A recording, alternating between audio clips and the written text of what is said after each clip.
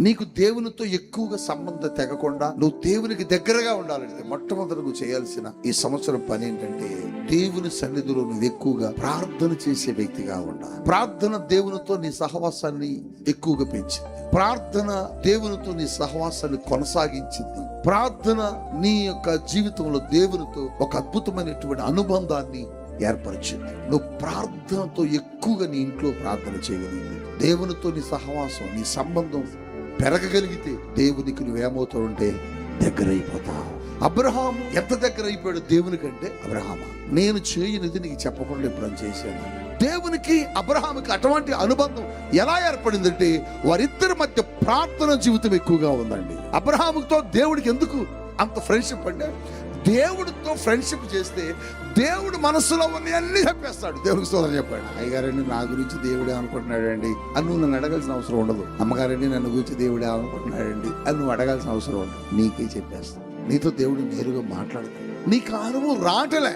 2025 అంతా అనుభవంలో లేవు. అట్లీస్ట్ 2026లోనే నువ్వు అనుభవంలోకి రావాలని దేవుడు నిన్ను కోరుతున్నాడు.